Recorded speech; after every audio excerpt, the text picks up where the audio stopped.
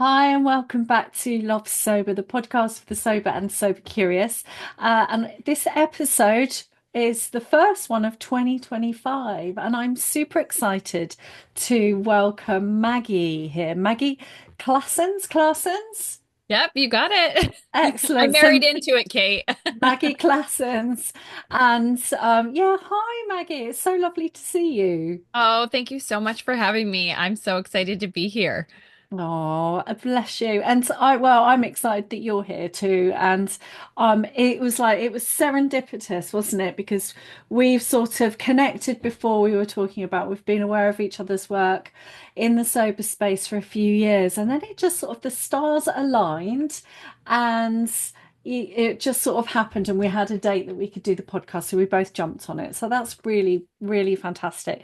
And Maggie is the host of a super exciting free on your online virtual event called the Sober Summit. And this brings together um, authors, podcasts, experts, and influencers in the sober community. So she's really busy doing great work in the sober community. And she's also a certified alcohol-free coach and the creator of the online community, the Sober Circle.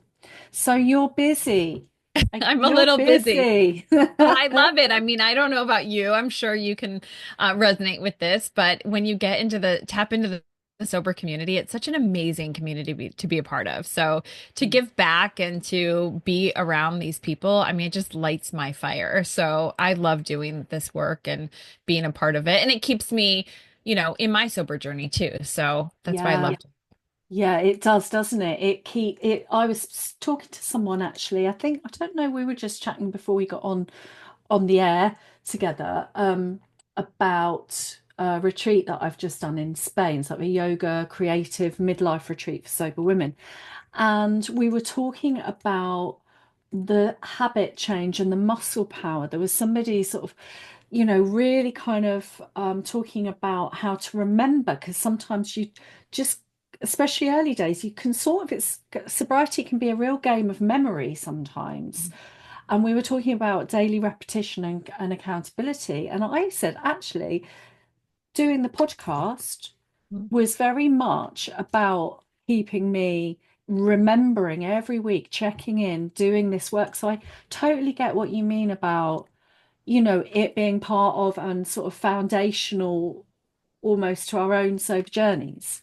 100%. I mean, this is what I learn and I grow from meeting other people in this space. Like I learn, what tools work for them and hearing their stories motivates me and inspires me. And so to be able to stay connected with people in this community, that's what keeps me close, Yeah. right? I never want to create any sort of distance between me and my old version of me, right? I don't want to lose track of the reason why I'm here today and why I'm doing this and why I chose to be alcohol free. So Mm.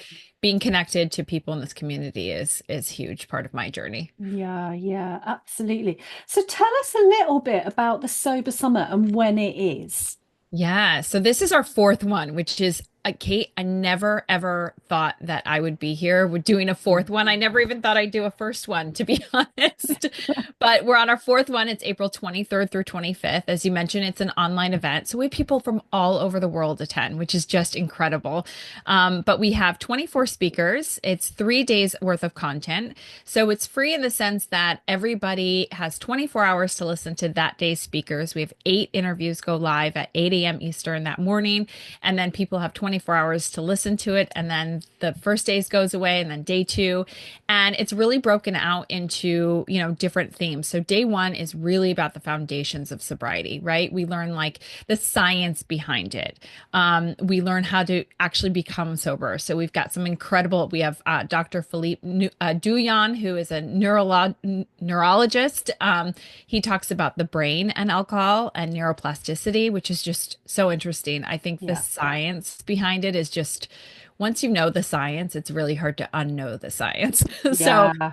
I love talking to people about the science and how alcohol impacts our brains and our bodies. And we also have Natalie Battaglia coming in from Australia, not coming in, but I got to interview her all the way from Australia, and she, talks about the joys of mocktails and how that's an integral part of, the early sobriety journey and utilizing tools like alcohol-free drinks and Mm. changing the recipe or changing the Ingredients. ingredients but keeping the routine. That was a big one for me, and I just love talking to her. We had a really good time.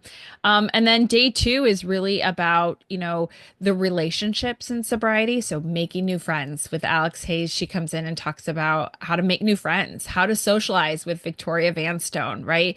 It's these parts that people, I think, keep them fearful of actually becoming sober because they don't know how to do that part of life without alcohol. It's such a big part of our culture that that fear almost keeps us from starting. And Yeah. so I think we're always going to have maybe a wedding or a party or a get together to go to. And so it's hard to envision that without those tools and Mm. inspiration from those people of knowing, like, how do I actually navigate a Yeah. social scene? And Yeah. so that's day two. And then day three, we have thriving in sobriety. So this is really like what happens after I get sober. So we Mhm. have like Samantha Lander. She's coming in to talk about how to heal your body, right? We put our bodies through a lot when we're drinking and we don't even realize it. Even if you're a social drinker or Mm. a casual drinker or just a nightly wine drinker like I was, right? It's impactful to our bodies. And I don't think we really truly understand that. And we have topics like Gary Mankeys, he comes in and talks about the life you never knew was possible, right? Like how Yeah. much more life could there be to live if you just Mm. remove this one thing? Yeah. And I think oftentimes we think that we're giving up a lot, and truly it's more of focusing on what we're gaining because we gain Mm. so much more. And when we start focusing on all the things that we get from sobriety, man, it just opens up this whole world of like, wow, I didn't even know that life was possible. Yeah. So, yeah, it's a really, really great event. I have so much fun interviewing all Mm. these people, and you get to hear their stories, and then they each have a topic that they're talking about. So, anywhere from, dealing with marriage and family to, dealing with cravings and moderation. The question of like, what can I moderate? Mm. That comes up too. A lot of people think, well, maybe I could just moderate. So we answer a lot of those questions, and Yeah. it's a good tool for those that are either sober curious or even on their journey already. Because Mm. like you and I just said, it's important to stay connected, to listen to stories, and to stay on top of topics that are impactful to you in your journey right now. Yeah. So. Yeah, yeah, absolutely. It sounds fantastic. It sounds like a fantastic resource for people. And that word resource came to me when I was listening to you all about, from the very beginning, I think that understanding the kind of science behind it and the neuroscience, neuroplasticity, for me, when I started to learn all about, this kind of stuff, it almost take there's so many we can have so many stories around alcohol, our personal narratives around alcohol, why we drank, why we drink, what you do. It feels incredibly personal, which it is.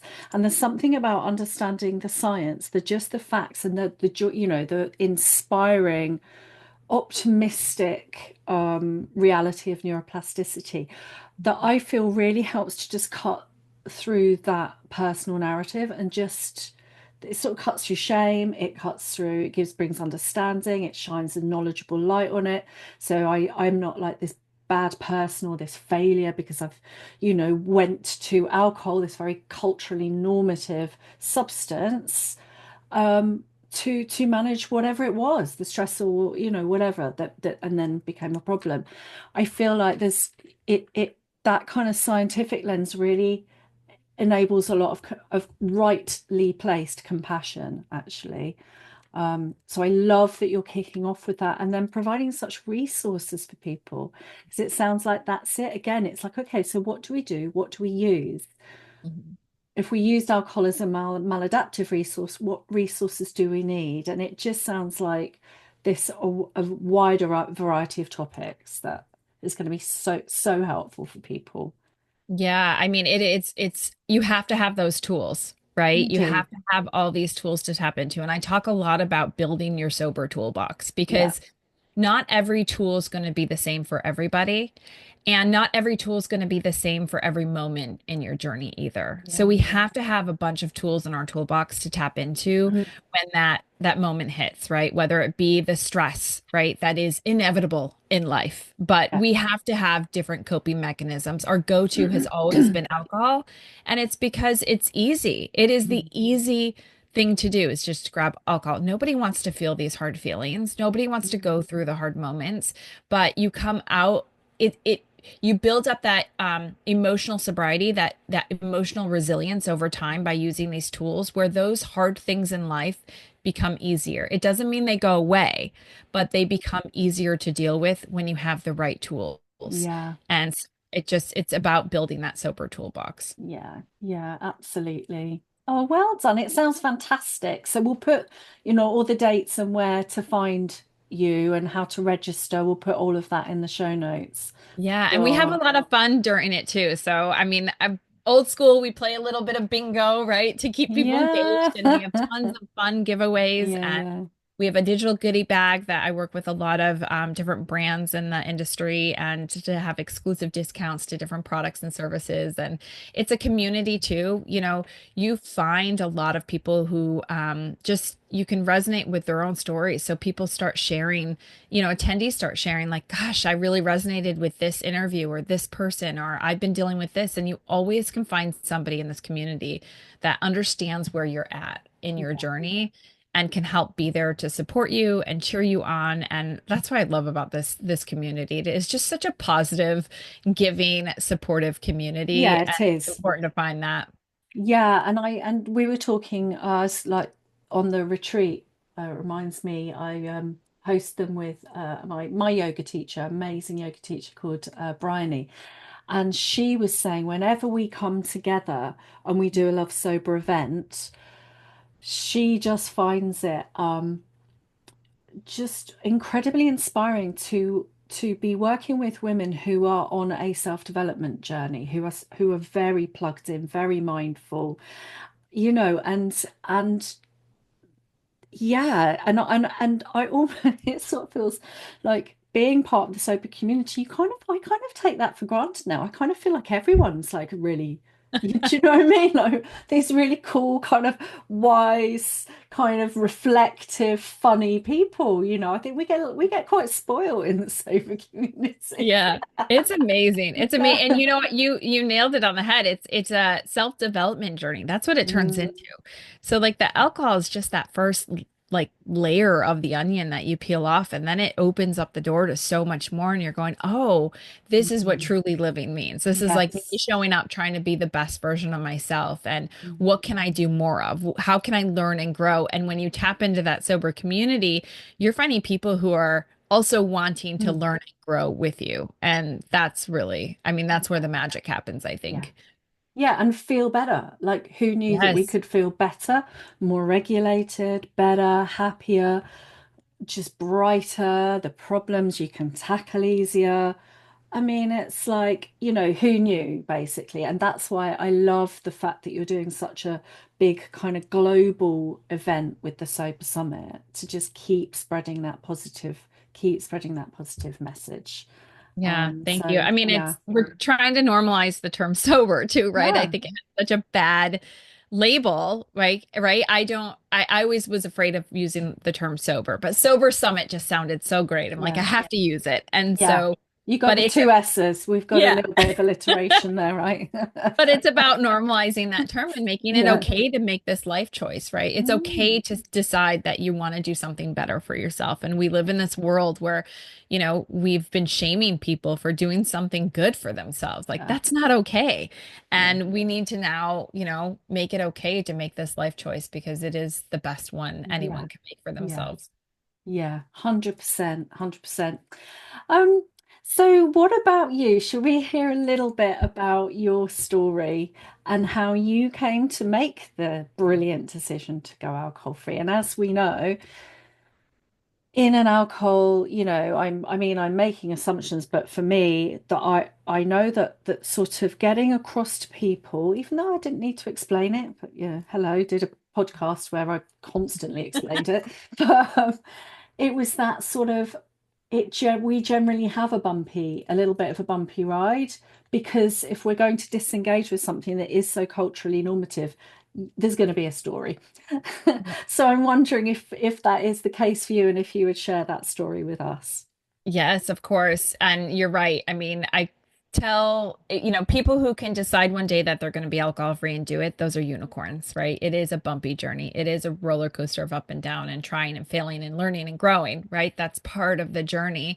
And so for me, wine was I really thought I was a sophisticated drinker because I had stopped in after college. I'd stopped drinking, hard liquor and beer, and I had moved on to wine. And I was very much felt like I was a sophisticated grown up, right? And that I was okay. I wasn't bad because I wasn't, binge drinking and I wasn't bellying up to the bar with the boys anymore. That was like the college Maggie. And now I'd moved on to the sophisticated Maggie.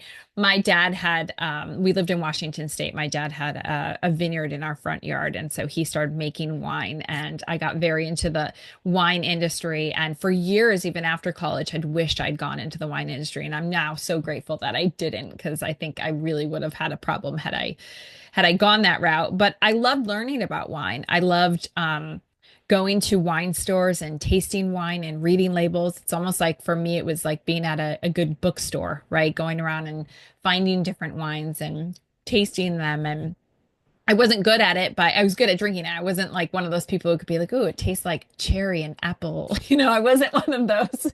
But I did enjoy the process. I loved the romantic part of, drinking wine. And it was part of, I felt like it was part of me. And, with motherhood, I think no one can really prepare you for motherhood. I have three kids, and I fell very hard into mommy wine culture, where we were kind of told that you needed alcohol to kind of get through parenting. Mm. And, play dates had alcohol, baptisms, birthday parties, right? Everything had alcohol, and I kind of just bought into it. I had the tea towels and the signs, and I laughed about it, right? It was kind of funny to have the glass that said mommy wine, mommy juice, right? Like, I Mm. was laughing about it. Or the rosé all day t-shirt. Like, I had that and I flaunted it and I thought it was funny. And then I just felt very stuck after I had my third daughter. So I have two girls and a boy, and we lived in a town where we weren't near family at all. And so it was just me and my husband, and it was really hard. No support. Three kids. I had three kids under the age of four. And so life was really busy. And then COVID hit, and that didn't help. And I think with COVID, it went two ways. There was either people who were social drinkers who now were stuck at home and just didn't drink at all. Mm. And then there were people who ramped up their drinking because it was a very stressful, unfamiliar and unknowing time where we didn't know what was going to happen. And it was a really perfect excuse to drink. And so And the I routines went out of the window. out the window. Mm. Yeah, so all of a sudden that 5 o'clock, 5 o'clock anywhere kind of turned into 4 o'clock, and then Yeah. 3 o'clock. But I was getting wine delivered to my house and thinking it was the best thing ever, that now I didn't have to go anywhere. I could have cases of wine delivered. And, during this time, I just felt really stuck. But I don't know what it was or why this happened, but I started recognizing my behavior with wine, in that I started getting very territorial over it. So if my husband and I opened up a bottle of wine, I would have to make sure that I got my fair share of that. And I would start getting very irritated or annoyed or snap at him if, God forbid, he drank more than like had some of my fair share. I would get really mad at him. Like, gosh, that's so weird to get mad at someone over that. And I just started getting, a territorial is the best word to Yeah. describe it. Just, I just needed to have it. I couldn't do a night without it. So, in the early days, you start making these rules for yourself like, okay, I want to cut back. I'm not going to drink during the week. And Monday afternoon would roll around and you go, okay, I'm done. I need it, right? Like I'm done. Today was too stressful, or we're having Italian, or it's cold outside, or I'd make up so There's many, a cloud, yes, anything, right? You just anything. make up any excuse. Yeah, yeah. And I noticed that. I noticed that I couldn't go without drinking. And there was one particular night where I was upstairs bathing my kids and I could hear my husband pop the wine cork and it went pop. And my blood pressure just started boiling and I got really anxious and I Mm. said, I got to get downstairs. We got to hurry up, get the kids out of the bath, get them dressed, get them, done. I got to go downstairs. He's drinking without me and I'm missing out. Yeah. And I all of a sudden froze and was like, whoa, that is not a good relationship with wine, with alcohol. It's just, I realized in that moment how much of a hold it had over me. Mm. So, like a lot of people, I started reading the books and I read Annie Grace's book and it worked, right? It was amazing. It worked. The day I put it down was the day I stopped until, we went on vacation a few months later. And this kind of back and forth went because if you're not continuing to do the work, Mm. right, you don't have that messaging of why you're doing it in the first place. You don't have that constant, okay, this is why I'm doing this. And Yeah. so it's very easy to go back and say, well, I can moderate now, or well, my drinking wasn't that bad, Mm. right? Yeah. And so I had a lot of ups and downs, and then you just get tired of being sick and tired. Yeah. And so it took a couple of years, but eventually I just decided to stop finding excuses to drink and start finding excuses not to drink. Mm. And so it was Easter in 2022. I was at Easter Mass, and the priest had said something along the lines of Easter being about new beginnings. I thought, oh, this is great. This is a new beginning, right? Like I could use this as my excuse to start this alcohol-free journey. And that's what did it for me. I mean, not that it was that easy, but that was that spark of like, I need to start finding excuses to not drink instead of excuses to drink. And so I did a 100-day challenge. And in that challenge, I felt the benefits of living an alcohol-free life Mm. and decided to keep going. And then 6 months into my journey, I was still reading the books, listening to the podcasts, and I was always into health and nutrition. And I was attending a lot of health and nutrition summits in the space. And I thought, gosh, I got to go find the one on alcohol because I could really use that. Like, I want to continue learning and growing. And I Mm. couldn't find one. So I Ah. thought, gosh, this is a really good opportunity. There should be something out there called the Sober Summit. And so I pitched the idea to a few podcasters and they politely declined. They're like, we don't really know what a summit is, like, not sure what that is or how Mm. to do it, but we'll be speakers if you want to put it together. And I thought, Mm. there's no way I can put this together. I'm nobody in this space. I'm not an author, a podcaster, an influencer. I'm just a mom of three living in Virginia. And then I heard a podcast about somebody who had run a marathon. And after getting sober, she was not a runner. That was not her thing, but she did it. I'm going, gosh, there are people out there who are running marathons, writing books, changing jobs, doing big things in this space. Like maybe this is my Mount Everest. Maybe this is the thing that's really hard to do and Mm. pushes me outside my comfort zone. But that's what sobriety is all about, is it's the things that push you outside your comfort zone. And in sobriety, you say, I can do that. Yes, it will be hard, but let me at least try. Whereas when I was drinking, that would always be something I would say I do and then never do, right? Like you just when you're around everyone drinking, you're like, oh yeah, I would love to do that. And it never happened, Mm. Yeah. right? Or we say in England, all mouth and no trousers. Oh, I love that. I love that. All mouth and no trousers. I Yeah. love, yeah. I mean, that's exactly what it was. And so I decided to try. And once I started getting some really big speakers like William Porter and Annie Grace and Casey McGuire McDavidson and and William Porter, Andy Ramage. I'm probably missing so many amazing speakers, but I thought, gosh, I really have to do this thing. I actually thought, oh shoot, I have to now do Yeah, this thing. yeah. What have I Yeah. done? So we had our Yeah, first one in April 2023, and we had over 5,000 people attend, and it was just wonderful. incredible and so inspiring. And the emails that I got from people that were just like, "This is what I needed at this time. This couldn't have been better timing. This was amazing. This changed my life." I mean, that's why I do it is, twofold, one for them and one for me, Mm, right? Like I yeah. do it to keep me in this journey and to learn and grow, and then two, to help inspire other people and let other people know that it's okay to choose an alcohol-free life. You don't have to wait to hit rock bottom, by the way. That's not what the message is. The message is it's okay to choose an alcohol-free life. Yeah, and I totally, it's something that I've always felt very, very passionate about since I stopped drinking because I felt like there was not that message. There was not that message in the UK here like 10 years ago. There was not. And it's saying so in a way it's like there was just this message that you have to hit rock bottom, all the wheels off the wagon, because otherwise, why would you do this crazy thing? Right.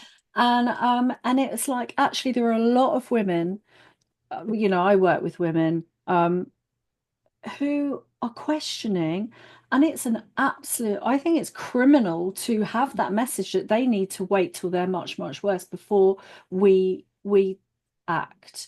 And so the message that it's a hell of a lot better to stop when you've got some agency there than when you've lost agency. And we know that it goes in one direction, right? So, and that could take years, but it might not. I think it's very unpredictable. So, if we can ever kind of like really ramp up that message that, because I thought there was this narrative that, yeah, you've got to hit rock bottom. And it's like, well, sorry, who says that? And what is that? What is that elusive? And that what? Will I feel sudden clarity? And it was like, actually, I think that's a dangerous message.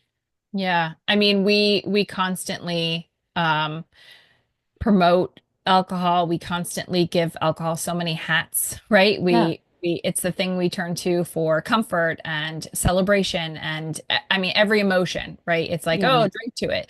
And we give alcohol so much of the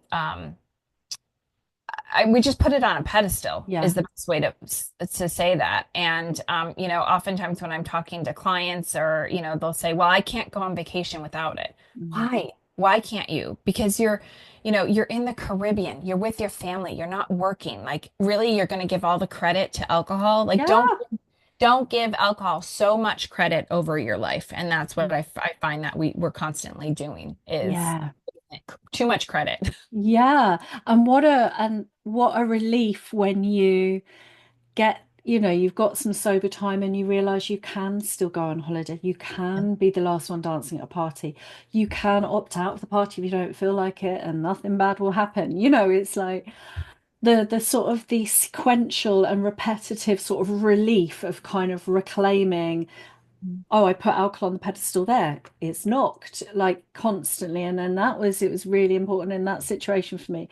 And now it's not. It's like, I feel like I'm getting this image for myself of just kind of keep on uncovering the kind of superwoman.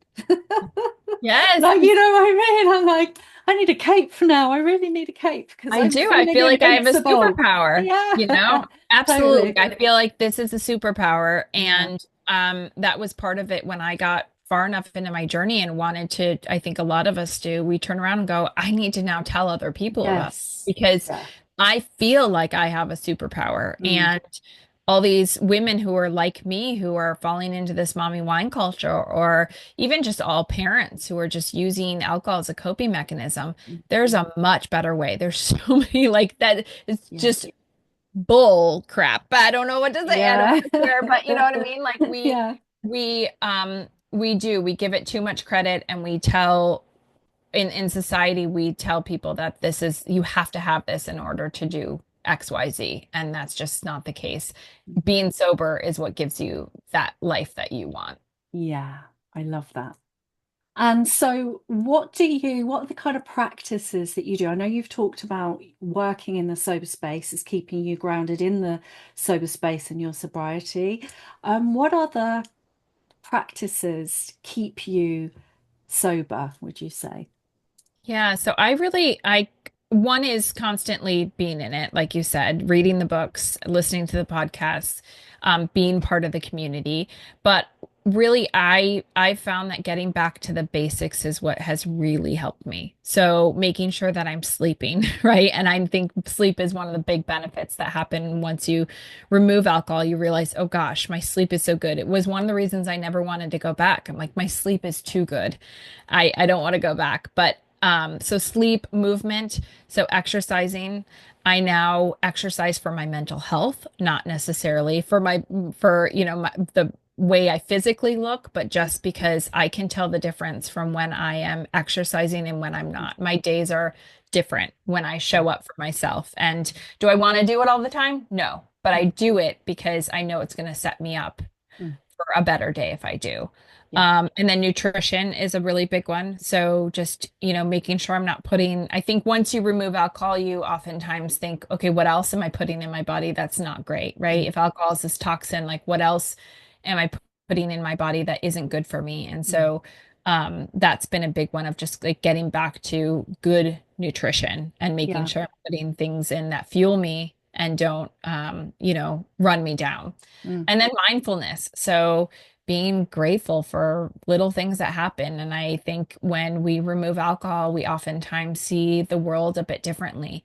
I see it now so much more through my kids' eyes than I did before. They get really excited about really little things. And now I get excited about those really little things too now because I can appreciate them now because I see them for what they are now. Whereas before I was just like, yeah, yeah, that's great. That, the sunset, whatever. And now I'm like, oh my gosh, yes, that looks Mm. amazing. Or, look at that animal we see or, that cool thing. It just, you see the world in like this technicolor now. Yeah. And so being mindful too about how I'm showing up in this world. The self-awareness that I've gotten from being sober is just like the greatest gift Mm. and understanding how I can show up as my best self for me and for my husband and for my kids. And it feels really good to do that. Mm. And so I really get back to the basics. And I know that when I show up for myself in those ways, I I can do anything, right? And that's what helps me is just Mm. getting back to the basics. And sometimes I think when we feel stuck in our alcohol-free journey, it's because we're not focusing on just the things that help us regulate our nervous system. Those four Yeah. things will help you regulate your nervous system, and those are the things that will keep cravings down. They'll help you manage triggers better Mm. because we live in a stressful environment and we need other coping mechanisms other than alcohol. Yeah, yeah, yeah. I love that. I really, yeah, I got that sense then when you were talking about the sort of, it was like a house, and you've got to have the foundation. So the first layer being sobriety, and then you got the real bricks and mortar of the building, which have to also be stable.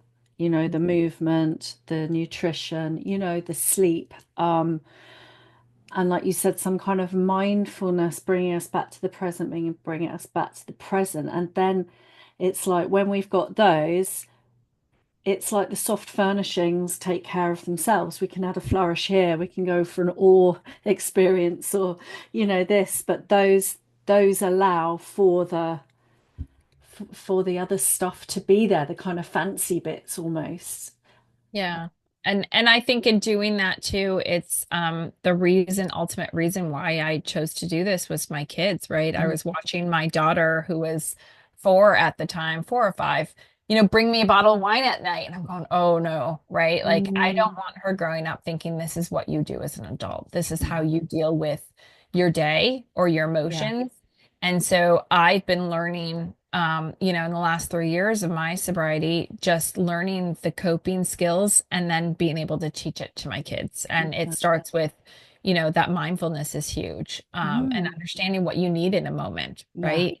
and that things will pass. There's a Yeah. perspective, isn't there? That who knew that cravings passed if we've got some chores, or in the early days for me, it's very much distraction. It was almost like external resources. So, I was getting my dopamine from, I'd buy a new lipstick. I was like, need a sober treat, need a sober treat. I have ADHD, so dopamine's a big one for me.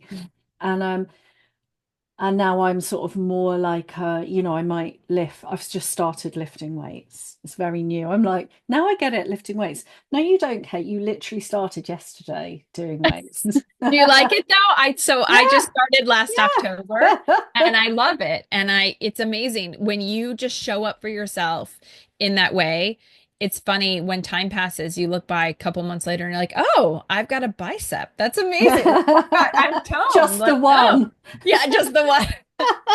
Amazing. It's like it's the consistency. It's just Yeah, showing up for it yourself. is And how do you want to show up for consistency. yourself every day? Yeah, And do you want to yeah. show up tired and impatient and irritable and grumpy? No, I was sick of just showing Mm. up that way. That's what alcohol was doing for me. I was showing up in a way that I didn't want to, that didn't align with my values, didn't align with my authentic self. Yeah, And that was really tough. So doing these things, well, they're not always fun, right? Like lifting weights is hard, yeah, but when you do it, you feel really good about yourself and how yeah. you're showing up for other people. Yeah, yeah, and I love that. I have a saying which it's still true. Sometimes it's still true. If I have a really, like things go, think chaos, reigns at home, like sometimes it does, and it's I am sober and the rest is good enough.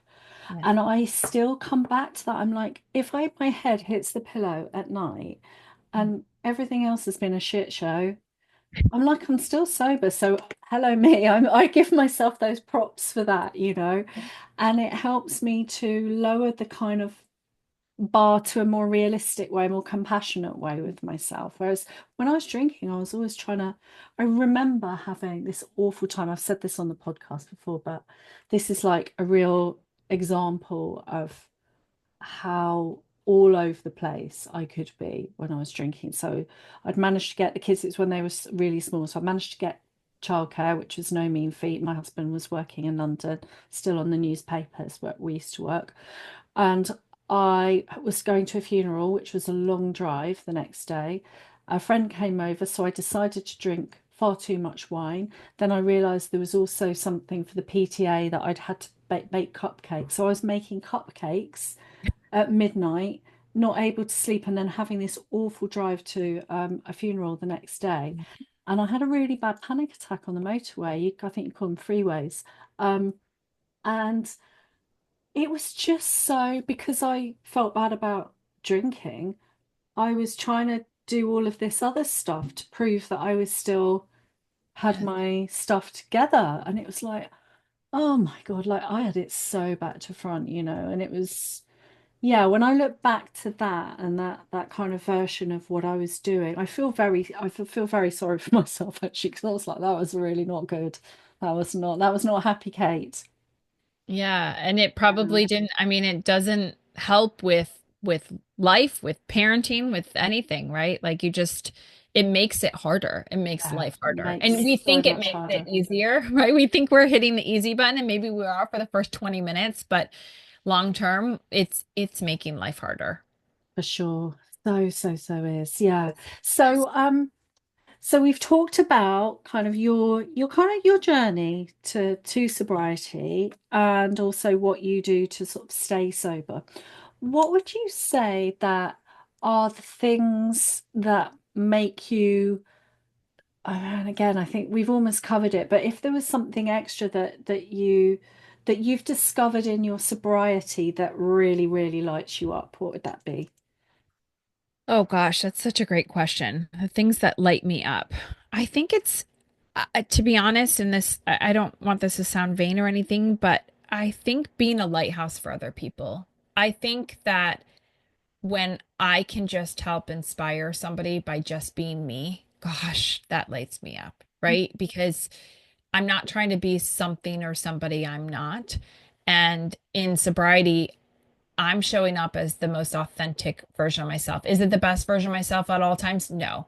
But am I striving for that? Yes. And I think if we can live in this world where everyone's striving to be the best versions of themselves, what a wonderful world that would be. Mm. Like, how can we help inspire each other and help each other grow as human beings? And it doesn't have to be something really big, like even writing a book or having a podcast or, right? It's just showing up as you in this Mm. world and, for your friends, your family, your neighbors. And, they start to notice, not right away, maybe, but, 3 years in, I now have people coming up to me going, okay, tell me what you're doing. Tell me how you're doing it because I've been watching you, right? I've been lurking and I'm interested. And I think there's a lot of people out there that if they're really honest with themselves, they're probably questioning their relationship with alcohol. Mm. And showing someone the benefits and showing someone the other side of it, that does light me up. And it's again selfish, yes, but also, I want this world to be a better place and I want to help impact this world in a positive way. And I think if we could show people that alcohol is hurting us more than helping us, I think we could be in a really good place in 10 years if we can kind of flip the script. Yeah, yeah, yeah. Oh, yeah. I found that quite moving then, and thank you for sharing that. Um, and yeah, when you were saying about kind of showing up as ourselves, yeah, it's almost that kind of the most obvious thing that we should be doing. It's like, who else are you going to be showing up as? But actually, the layers of kind of masking that we do, and hiding, and especially when, we've got something like, it feels like a bad, like this bad secret, like we know that it's a problem, but there's no one talking about it, and da da da da da. Yeah, once you get that out of the way, there's such a freedom, isn't there? And I don't think it doesn't come across as egotistical at all. It comes across as really generous because it's like that Brene Brown thing, it's like being vulnerable and showing people who we are. And then we can kind of touch each other, can't we? We can, we get that real sense of, well, it's belonging rather than fitting in, I think. Right. And I mean, you said it right there, that masking. Like, I didn't think I was doing that because I Mm. wasn't, it to anybody else, it wasn't problematic. Right. And I still get friends and family who don't quite understand why I gave up alcohol. Right. But it was a Mm. problem for me. So it's a really personal choice where you have to make that decision of, is alcohol benefiting my life anymore? Mm. Or is it taking things away from me? And, only you can answer that. But if you don't give yourself the ability to just try, and that's what really did it for me. I thought I'm going to do a 100-day challenge and I'm going to actually give myself that freedom and see what it's like. And then I can always decide to go back. But we have to give ourselves enough time to find that freedom and then make that decision of whether life Yeah. is better with or without. A weekend, right? Even a month. I love Mm. the sober Octobers and the dry Januaries, but give yourself more time. Yeah, Give yeah. yourself that time to really truly see what life is like without it and then make that decision for you. Yeah, yeah, I love that. And just before we finish, what are your top three resources, would you say, for someone who's really questioning on the fence, do I, don't I? Yeah, so my top resources, one, books, right? So find the books that inspire you from other people's stories that maybe you could resonate with and educate yourself on what alcohol is and what it does to you, right? I think once I found out what that was, like what it physically was doing to my anxiety, my right, my liver, like right from both a mental and physical perspective, understand what alcohol is. I think we kind of sweep it under the rug. We don't even want to know, so we Mm. don't, but find out. And then listening to podcasts, I think is such an easy way. I mean, I depended on those so much in the early days that whenever I felt triggered or felt like a craving, I would just grab my my phone and my headphones and I would go out for a walk and I would listen to it. But I needed that constant messaging in my ear of why I was doing this because this world is so, our culture and our society is so alcohol heavy that if you start listening to that noise, it's easy to pull you back. So you have to Mhm. put your earbuds in and start listening to the messages that say sobriety is better. Yeah, And yeah, I yeah. had to keep hearing that message over and over again to rewire my brain to know that like that was what I wanted. Deep down I knew it, but I had to get that there. And then the community piece. So there are so many amazing communities out there. Find one, even if you have to kind of do your speed dating and, try one here and there, but there's so many amazing communities. And once you find people that are like-minded, it is you realize you're not alone in this journey and it's something that can really, I think for the people who try to do it themselves, I often see that they get stuck. But when they come back and they do it with community, that's when it really clicks for them. Yeah. So I would say books, podcasts, and community are the three things that Mm. and then I guess I want to add a fourth, and that's just learn other coping mechanisms of, find other things that you like to do to regulate your nervous system because life will get lifey and we Yeah. need to find those things. So one of my favorite things is just turn on some music and start dancing with my kids. I just, that pulls me right out. It's like, Mm. or give myself a timeout. Like it's okay Yeah. to give yourself this, I'll tell my husband, I need 5 minutes. I just need to go upstairs and take a breather. So Yeah. you got to learn other coping skills. Yeah. Great. That's the great tips. Thank you so much, Maggie. It's just been so lovely talking to you today. Oh, thank you so much for having me, Kate. I love what you're doing in the space. So keep doing it. And it was Okay. so wonderful to meet you. And thank you so much for having me. Oh, yeah. Thanks so much. As I said, I'll post everything below about this Maggie's fantastic online event, the Sober Summit, which is coming up soon. Remind us of the dates. April 23rd through 25th, so you can get your tickets now. But yeah, it's going to be a lot of fun. So if you can join, please do. And I'd love to see you there. And do they go to your website? Yes, they can go to thesobersummit.com, Yeah. get their free ticket. And yeah, and if feel like I love meeting people in this space, so feel free to DM me on Instagram or email me at hello@thesobersummit.com. I love it's one of my favorite things is to meet people in this space. So That's great. Yeah, check out the Sober Summit. Absolutely. So, and if you're immediately concerned about your drinking, do reach out. There are Soberistas still has their Ask the Doctor service there, which is confidential. Also Alcohol Concern. Alcohol Change actually, UK. It's a fantastic resource that is doing the Sober Spring at the moment. So lots of great stuff out there. And like Maggie said, like um, find a community that you vibe with. There's lots of choice now, which is awesome. And stay safe, everyone. I'll see you next time for more chat.